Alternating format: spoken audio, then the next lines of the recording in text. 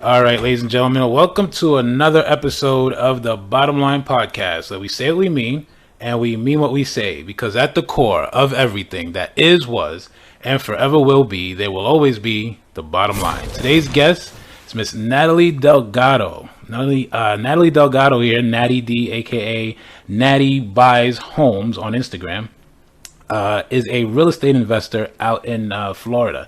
Right. And now I'm just going to read you a little bit of her background here. Natty D is a real estate cash buyer. OK, she right now has 43 multifamily units. OK, she's a landlord of 43 multifamily units.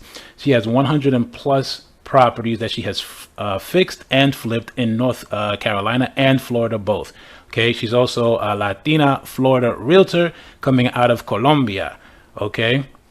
And she is the owner of Deals with Dignity, also out in Florida. Now, the reason I have Nathali on today is because she has pretty much simplified the investor home buying, cash buying process. And she does workshops and seminars around how to do it with literally nothing, $0, right? How to start with nothing, making it really simple for first-time investors, junior investors, and a lot of people who are trying to really find somewhere to park their cash, right, in some hard assets.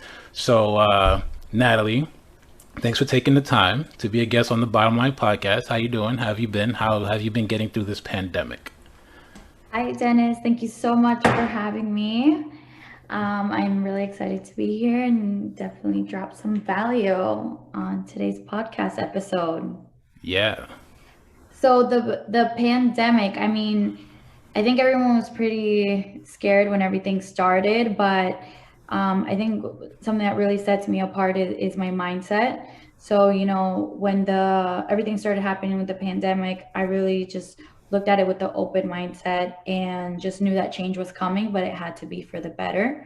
Right. I had a physical office in North Miami Beach. I had two team members working out of there. And 3 months into the pandemic, we actually decided to go 100% virtual.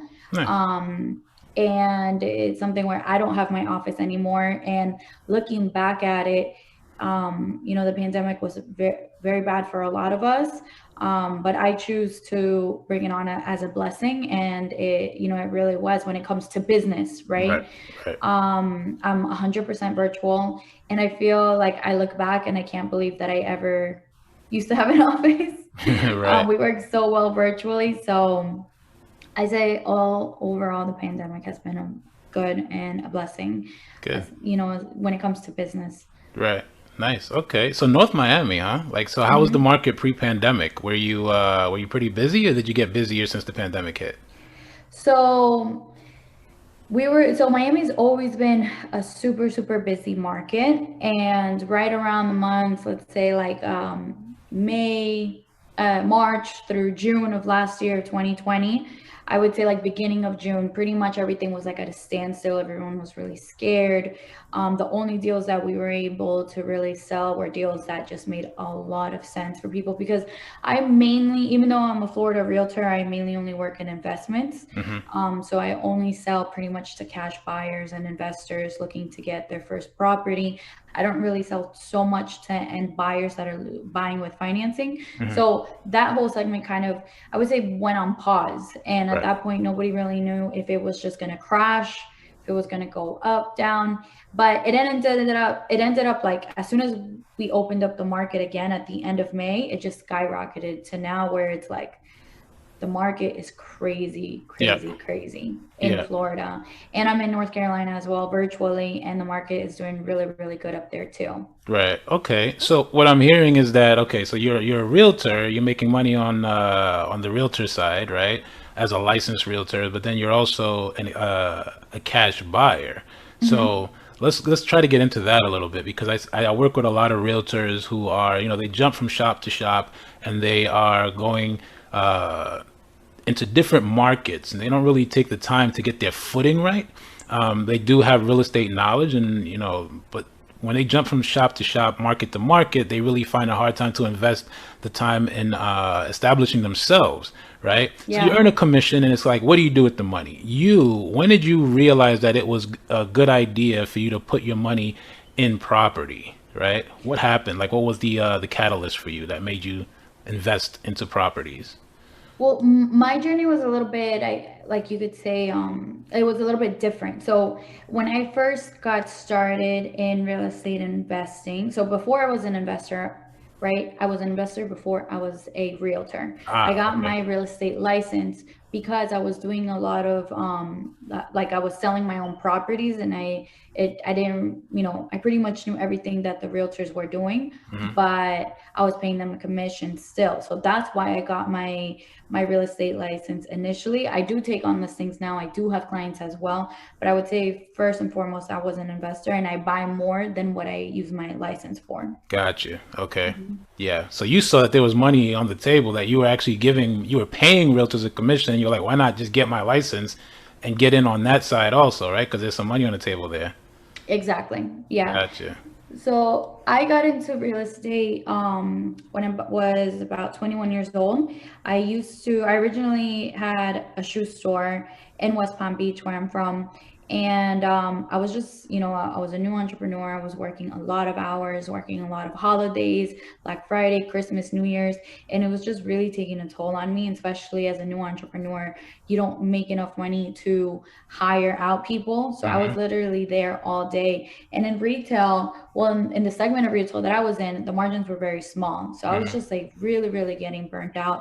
And I didn't really know much about real estate, but I got presented the opportunity to buy a mobile home for Mm. $6,000.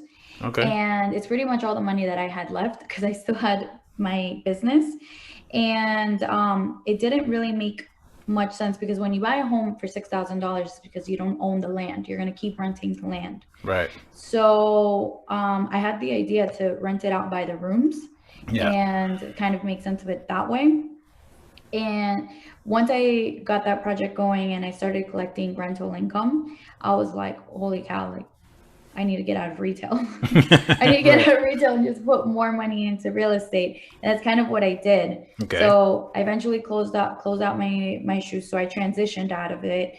And I kind of rinsed and repeated that strategy with the mobile homes. Okay. I got up to like 8 or 9 mobile homes. And then from there, I was just getting passive cash flow, right? And I decided to go into fixing and flipping. And then when I was buying, fixing, and flipping, that's when I realized like I was relisting my own properties. I was paying to list my properties, and that's when I got licensed, so I could Gotcha. relist my own properties. And it kind of just went, from there. After that, I got into what's called real estate wholesaling, Hmm. which in my opinion, it's way better than being a realtor. And in a lot of ways, even a lot better than being the cash buyer yourself. And we'll Hmm. kind of go into that. And then after I just started saving my money up until last year, where I got presented a 24 unit building to buy. And then month after that, I was presented a 16 unit building. Wow. So that was 24 plus 16, that's 40. Plus I still have three of the original mobile homes that I started with. So that Wow. brings us to 43 units. And then currently, right now, I have 101 units under contract that we're doing due diligence on. So That's that's a little bit amazing. on That's top of amazing. that. I don't have the round of applause sound effects, but I'll do that myself, right? Thank you. 'Cause that's all right. So you made it sound really simple. I kind of just want to put a timeline on it. Okay, so you had a shoe store, right? Mhm. I don't even want to get started on how you got started in a shoe store, right? Like, but I think that that's going to be interesting because it kind of taps into that entrepreneurial mindset that you've had from the outset, from the very beginning, right? So like to get into the shoe store, you got the brick and mortar. Like you said, there's not a lot of money as an entrepreneur for you to outsource and hire people, and you saw an opportunity that you took advantage of in the real estate game. But then even mobile homes is kind of like that's not something that's tied down. It seems to me like you're trying to avoid this whole, like you said, renting the land, right? What was education like for you? Like where were you learning how to make these transitions? Like in the whole shoe store thing, how did you get into that? Like how did you get into the shoe store? Were you making money with the shoe store to get started in the mobile homes, or were you like working a part-time job or something? Because that sounds like it was very volatile too. I was doing everything. So originally, I guess, I've always had a very entrepreneurial like spirit. Yeah. When I was in school as a little girl, like I was always the one selling chocolate. Any new candy that was coming out, I had the new candy. Nice. As I grew up, I would like sell blackberries. I would sell cars. So like that was always like very, Hustle mode. very, part of me. I was always very entrepreneurial. Yeah. I did go to school, I got my bachelor's degree and I completed an entrepreneur program. It was like a very new program at that time. But I learned how to write a business plan, how to manage a business, profit and loss, balance sheets, and all this stuff actually really did help.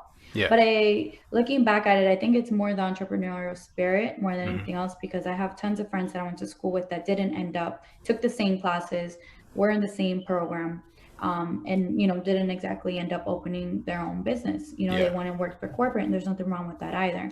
So I think it's just more of a spirit more than anything else. Originally, like one of the main questions that I always get asked, especially from young girls, is like, I started when I was 21, right? I'm 29 now. Like, how do you originally get the money, right? Because I didn't come up from money. If anything, I do this to help my family be better. The way that I started is I would work at the nightclubs.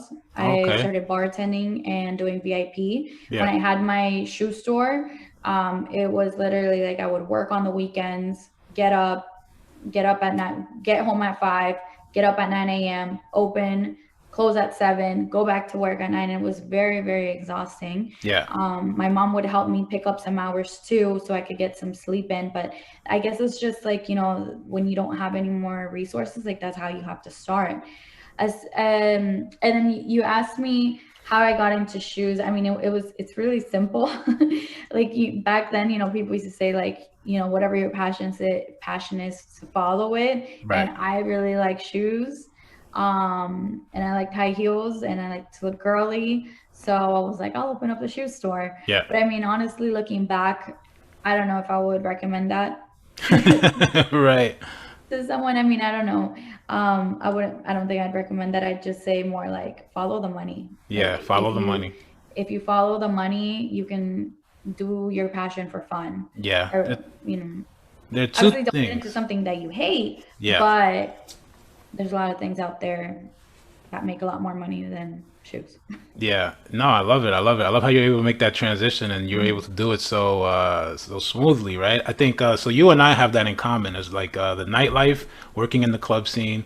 So you were a bartender. I think bartenders have the best rapport building skills ever. Like you can't teach the amount of that relational skill that Yeah. bartenders have, right?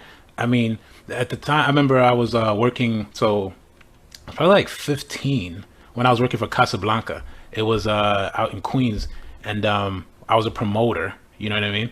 And we were Hmm. giving out flyers and promoting these parties. We had parties every week. Like every Thursday was like a team party. Every Friday was like hip hop night. Every Saturday was like a Latin night. And so the bartenders were my friends. The bouncers were my friends, and the people who were coming in, the party people, they were coming in. They were my friends, and I that's where I got my people skills. And Hmm. bartenders were the best. Like they had the best people skills. They knew drinks. They knew what was going on in somebody's life. They knew, where they worked. They knew everything about Yeah. them. So in order for you to get into the real estate game, a lot of people fail in that area because they're so focused on getting a check, right? Or they're so focused on taking out the buyers, or they're so focused on getting the listings, and they don't understand how to identify, that potential client's needs, the buyer's needs, the seller's needs, right? Paying off that mortgage, right? Where the kids are going to go to school, where they're going to buy that house in that neighborhood, what the school. They don't know these things. They don't look to know these things because they just think about getting paid, right? So for you to Yeah. develop that skill and build that muscle at such a young age, that speaks, volumes to your level of success today. I think it has a lot to do with that also. But then let's look at the timeline, right? Like Yeah, definitely. how long? Because you make it sound like it happened overnight, the way you talk about it, so easily. But this is a time in game. You got to put time in. So what were your work when you were first starting out? And even today, I'm wondering the same thing. Like how many hours are you putting in a day on this, right? I mean, honestly, I work a lot. Like, how can I say this? Like, work for me is not like I'm working and not working. Like, I'm constantly working. Yeah. So, and then also we have to give credit that it's been 9 years. It's also been 9 years of nonstop work, Yep. right? It just happens to be that I'm 19. I'm 29. I'm young. I started when I was 20, 21, Yep. right? So I think that people don't see that. They just think like exactly how you said, like it's just like, oh, I just woke up here. Yeah. And it's not like that.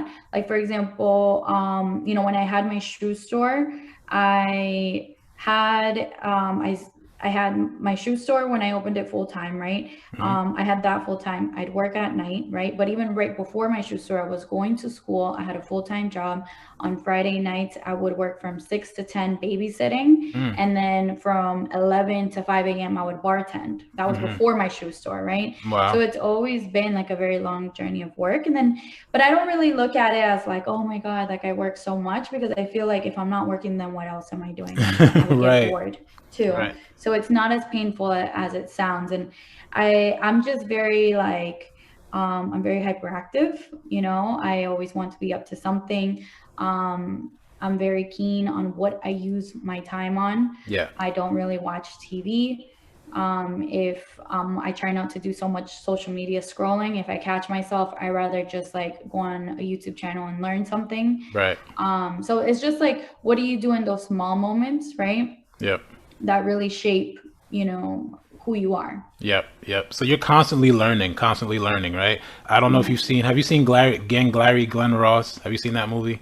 Mm-mm. No, so it's like Alec Baldwin and like Al Pacino, super old movie. They say, I think the line is that everybody knows from this movie is always be closing, right? I'm sure you've Yeah. heard that like a million Yes. times, right? But in your world, and what I tell people all the time too is like, what you got to do is you got to continue to gain industry. If you want to get a leg up on the competition, you got to get industry knowledge. You got to stay ahead of the industry. You got to figure out what's going on in the industry. You got to look like 10 years down the line, right? So it's always be learning, ABL, always be Mm-hmm. learning. And that's what you're doing with your time essentially. You're always learning, right?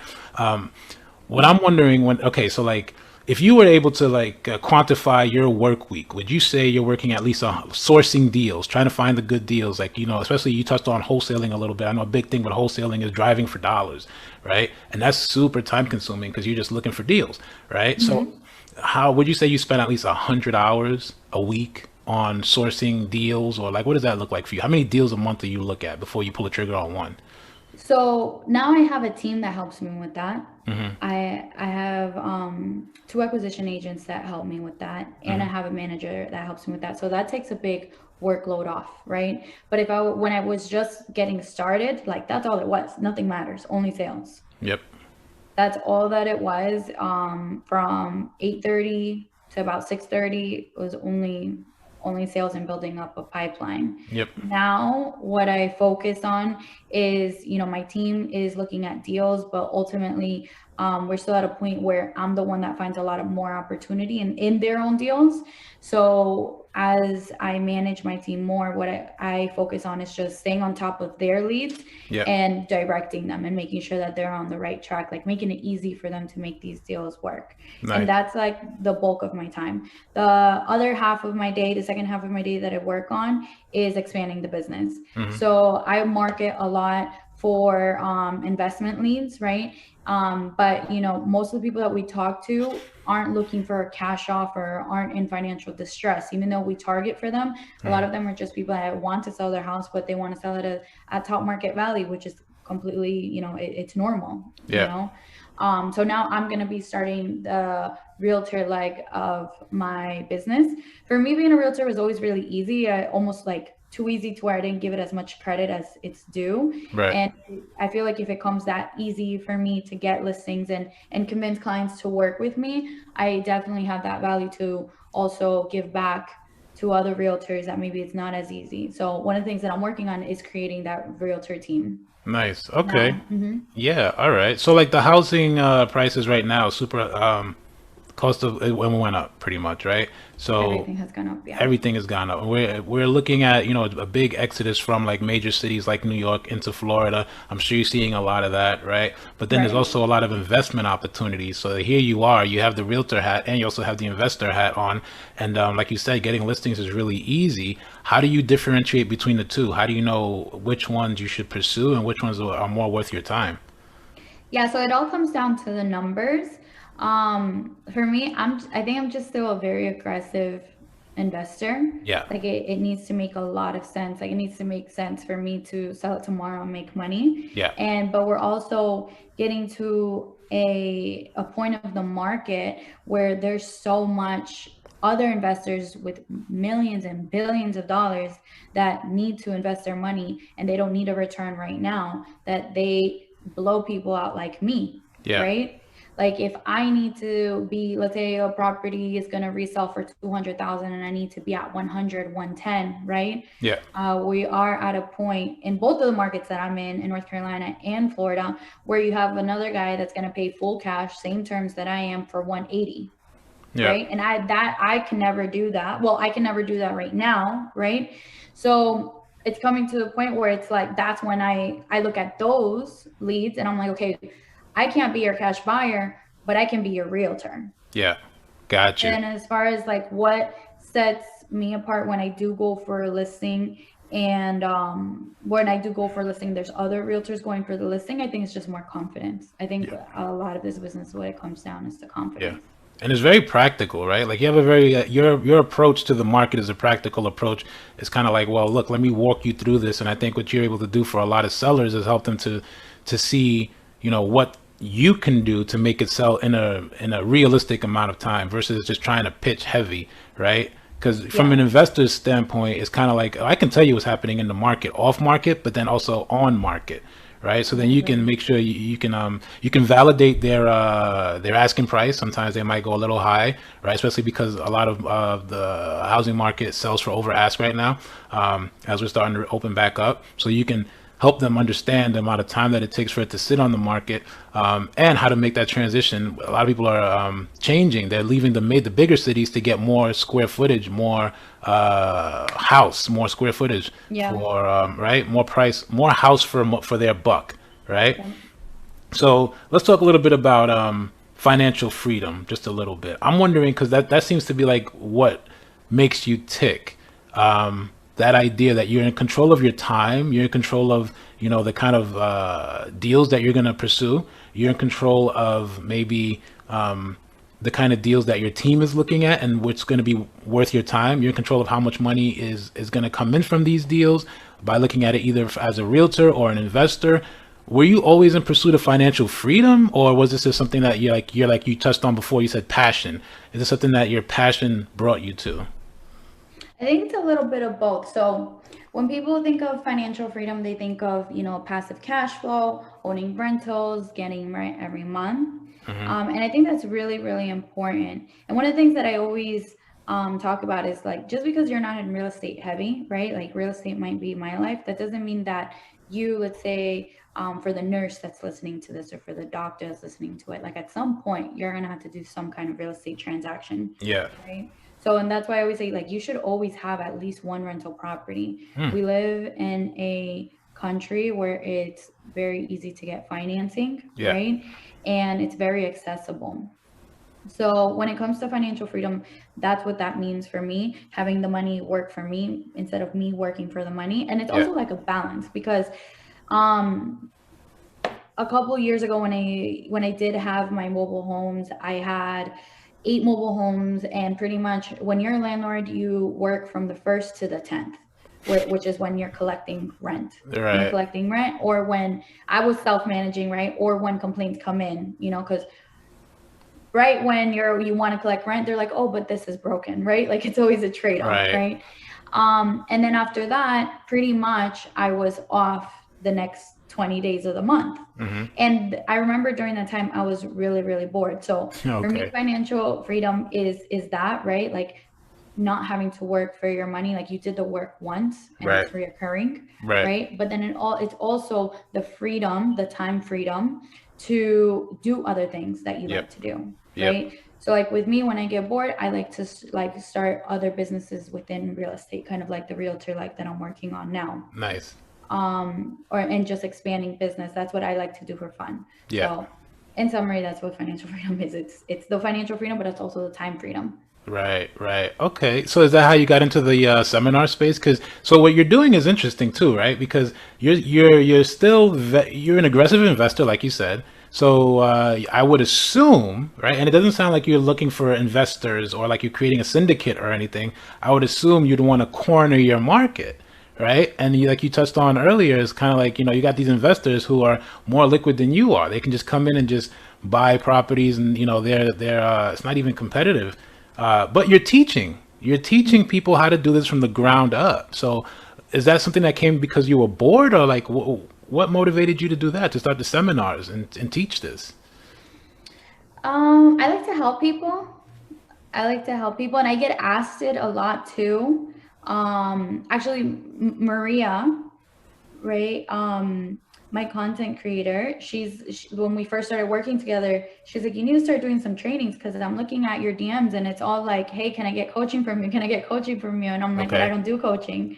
So it was kind of like the demand came up Okay. first. Yeah.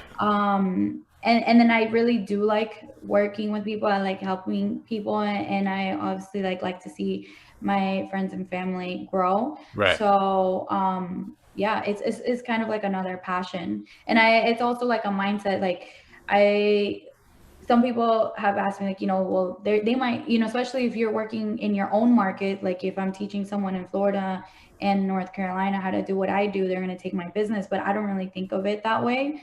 I think of it more like, well, maybe you have a good deal, and I can also buy it from you, and then you Right. get paid and I get paid, more like a collaboration Yeah. mindset. Yeah.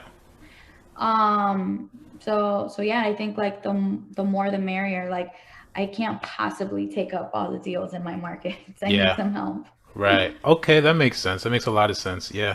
Yeah. Okay, so the trainings and the seminars, and then you've got the realtor side, and then you've also got, you just living your own regular life, right? Like just you being Natalie, right? So somebody might say, you know what, I don't have time for this because I have the kids. I don't have time for this because, I have a full-time job, but I do want to do it, right? So there's some interest there, right? So, and you get these people who are, they're kind of risk averse, right? They don't Mhm. really want to take the risk, but they know that there's potential there, right? So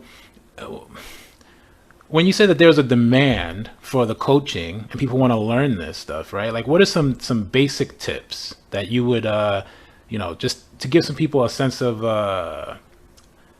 assurance that, you know what, you can start, but it's going to take time, right? What are some Mhm. basic things that you could say to people besides the whole credit thing, or Well, there's two sides. The yeah, first thing, like I feel like real estate is very secure, right? And especially if you compare it to stocks, or you compare it to, everybody's into crypto right now, right, because there's actual sales, right? There's proof about what you're going to do. yeah, When I opened up my shoe store, there was no proof that what I wanted to do was going to work, right, right? But so when it comes to real estate, it's a very secure investment because you have you have sales that you can go off, right? You also have market sale. You can also go off the market cycles.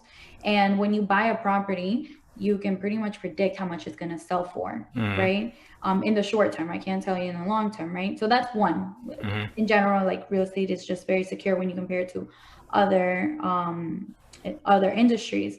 Two, let's say that you're the mom, you're the nurse, you have the kids, right? right, And you want to get into real estate investing, but let's say like you don't want to do 10 hours on the phone a day, like you right, have to, right? For that, like I always go back to like, if you're going to get an FHA loan, right? Which an FHA loan, the average American can prepare and qualify for it. hmm, And that allows you to buy up to a four-family house, a fourplex. right, So you can live on one of the units and rent out the rest of them. And that's being an investor. and you're pretty much going to be living for free. Yeah. It's going to be something that's going to be secure. It's going to be a low down payment. It's going to pay for itself, and you can live in one and rent out the other three. Now with Airbnb, Airbnb is really, really, really busy. And it's not only in Florida. I mean, even in North Carolina, it's extremely busy because every state has a reason why people go there. It's not only tourism. It's not only beaches, right? Like Yeah. what people think of Florida. So, like for the less risk averse, I always go to that. Yeah. You know, for the more riskier people, like what I teach is real estate wholesaling. And the reason why I love real estate wholesaling is because you can kind of dictate how much you want to make. You can dictate your own check versus being a realtor, not so much. You're stuck to that 3 or 6% commission. So it's a lot more opportunity. Yeah, and you got to split with the house. You got to co-broke. There's all these other variables, right? What you're able to do is like eliminate, reduce, and then some of those variables you got rid of, right? And then you're able to shorten it because with wholesaling, you can close a deal in a matter of days if you got the right buyer, right? Yeah. You know what I mean? And you have the option to buy also, which is good. I wonder about the capital side. Okay, so like somebody would say, FHA is great, first time home buyer kind of deal. You can go ahead and just rent out 3 units, get a fourplex, but like the markets are very competitive. You also have this 1031 money. I'm wondering if you're seeing a lot of that come out there to where you are, where people are selling. Maybe like this is what's happening right now in New York. People are selling in New York so they can go to Florida, so they can go to West Palm Beach, and they're trying to do 1031 exchanges. And there's going to be some changes with the president, as far as like some capital gains taxes changes and all of that. People are saying I don't have the money. I don't have money. My credit isn't good enough, and they're hearing a lot of zero, zero down, zero down, zero down. Investors are doing 1031s. They are seasoned like you, but somebody who's more of a rookie who's getting started and they have zero money, is that like a myth, this whole zero money down thing, or is that like something that's actually doable? Honestly, I don't work a lot with finance buyers, and I don't want to give the wrong information. I know, like, if you're getting a VA loan, veterans loan, they do have the option to have zero down. Okay. But I don't really know too much about that because when it Yeah. comes to financing, I don't dig too much in there. Okay. Yeah, I tell people to, stay away from that. Get yourself a lender, talk to the lenders, right? Figure out what your options are. And you don't have to pull a trigger now. You might want to create a game plan for the next 3 years. You might want to create a Of game plan for course, the next yeah. 5 years, right? But the whole zero down thing is there's always some money that has to go in. You got to have some skin in the game, I always think. You know what I mean? And then later on, you can get that money back out. And then it'll probably finalize to like a zero down, but you have to put something in to begin with. So I kind of advise against that. Wholesaling, though, let's go into that because that's your wheelhouse, right? Yeah. Okay, so somebody who's wholesaling, they want to work for you directly, right? They want to go find deals. They want to, study your blueprint, right? And they're working a full-time job. Maybe they have some time available after they get out of work at 5, right? What's the first thing they could do? Well, first, should we talk about a little bit like what is wholesaling? Yeah, sure. Tell me, what's wholesale? Assuming everybody doesn't know what Yeah. wholesaling is. Yeah, what is Yeah. wholesaling, Natalie? Tell me. So wholesaling is basically it's the art of finding a deal, Okay. getting it under contract and then assigning your rights to the contract to a cash buyer. But essentially what you're doing is you have to get the deal under market value to where it makes sense for a cash buyer to buy it from you. So always the example that I like to make is like, let's say that a property is worth 100,000, right? You have to go get it for less than that. So then you can go ahead and assign it for that 100,000 to a cash buyer. Okay. So let's say that you have a cash buyer. They're like, yeah, in this area, I pay 100,000 for a property, right? You're gonna go find properties in that area, and let's say you get them for 80, and then you have this cash buyer that's gonna buy them for 100. Well, then you just made 20,000 without ever having to use your own money, without needing to close on it, without needing any financing. You're basically flipping paper, flipping contracts. Okay. Which is why I like it so much better than being a realtor, because then I can rely on my own skill set and my negotiations and sales skills, people skills, versus let's say that I work really hard to get a listing, I'm still going to be stuck to that 3 or 6%. Most realtors make only 3% of the sale. Yep. So I feel like there's just a lot more money in real estate wholesaling, especially like if you really are a go-getter and you're getting your own leads, which most realtors do have to do that. Yeah. And then you also flipped like 100 and fixed and flips 100 properties, right? Yeah, and So, that's the other good thing about wholesaling. Like first, let's say so I always say wholesaling when you're first getting started, right? Because you don't have money, but once you have a property under contract, right? You have the power. It's one of the things that I preach. Like you have the power over the deal. You have a deal that's below market value. You have a deal that's already at a discount. You can decide what it is that you want to do with it next, whether you want to buy it yourself, whether you want to fix and flip it, whether you want to keep it as a rental, or if you want to assign it over to a cash buyer and mhm, just make the cash flow. So I started flipping actually. mhm, And then I found out about wholesaling. And then mhm. that's when I was really able to scale my business. And so that's kind of what we do now. But out of the deals that we get, some of them, will wholesale, some of them will fix and flip ourselves. But since I source my own deals, I get to choose what I want to do. Yeah, yeah. Are you doing the formula three flips and then a hold? Or like do you just kind of depend on what the market does? No, I don't. Me personally, I don't like holding single family. Hmm. I like to flip and wholesale and save for bigger projects like multifamilies. Gotcha. Okay. Then I, Yeah. I can I can hire a property manager to manage it. Aha. For a single family, it's a little bit. I'd have to be more involved because it wouldn't cost wise. It wouldn't make so much sense. Yeah, yeah, yeah. So like in Brooklyn and like in the city, there's more opportunities to fix and flip multifamilies. So like what you'll see a lot of investors doing, they'll fix them, they'll flip them, but then they'll do it like three times and then they'll hold one in a more desired area, you know? Yeah.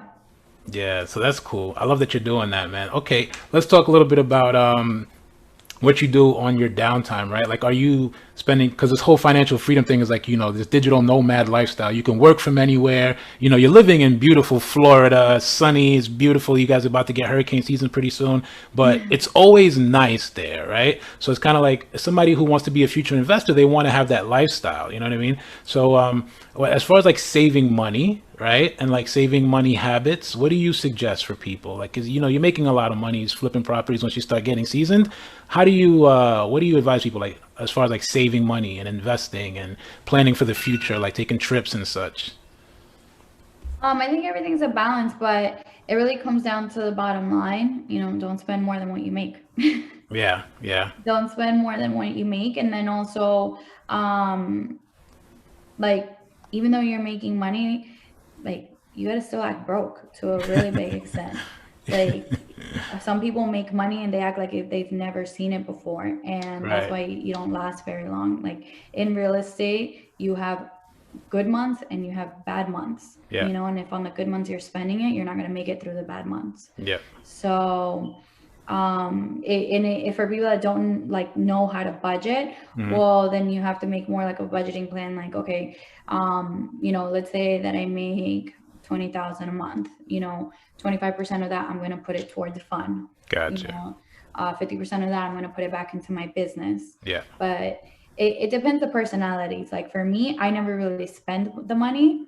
I always just like invested.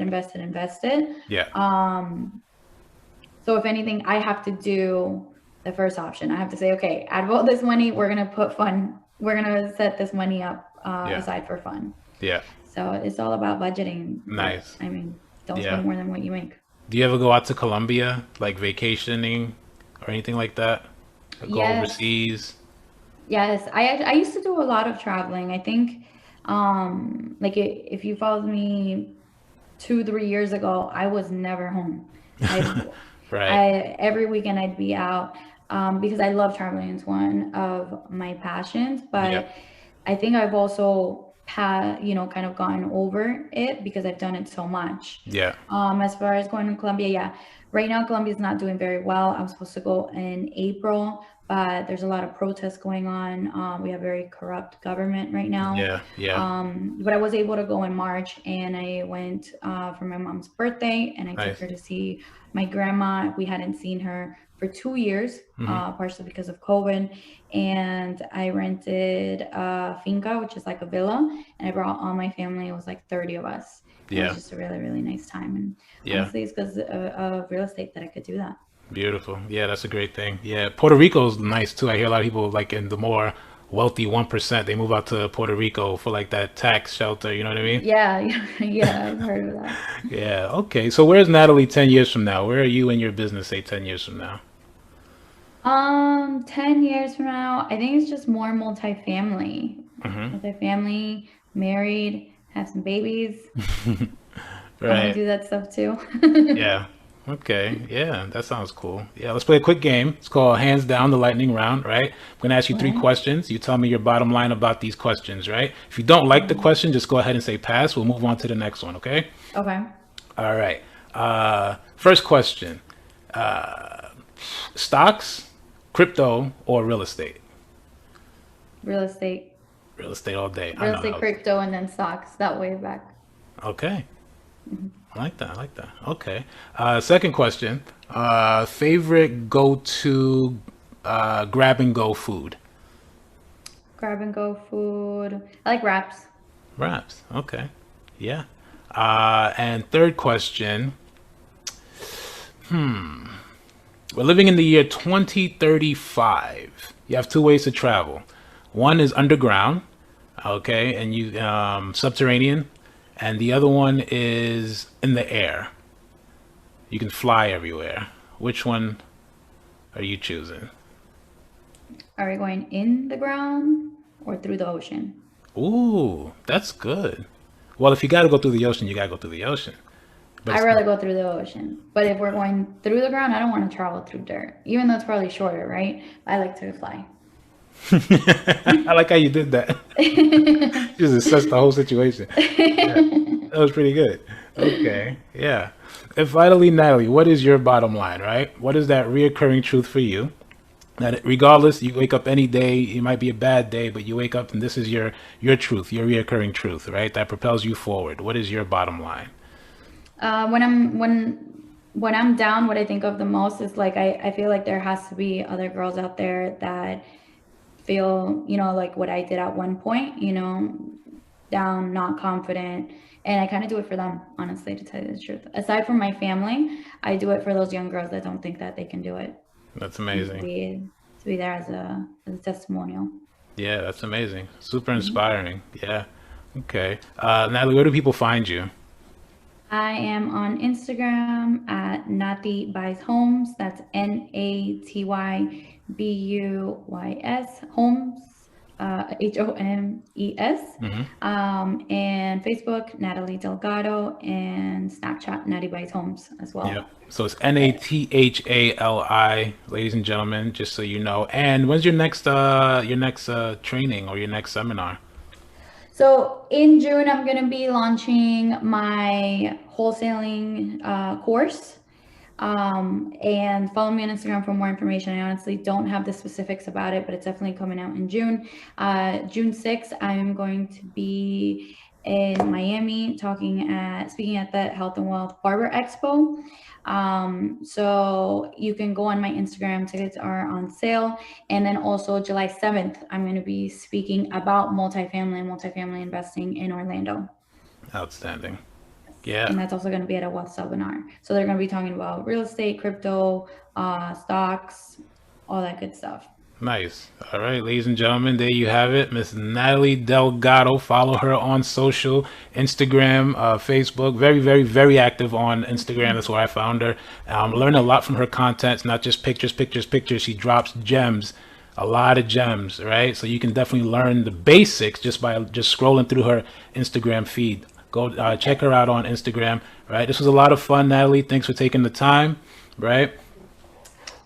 Thank you so much for having me. It's a Definitely. lot of fun. Definitely. This was the Bottom Line Podcast, where we say what we mean and we mean what we say, because at the core of everything that is, was, and forever will be, there will always be the bottom line.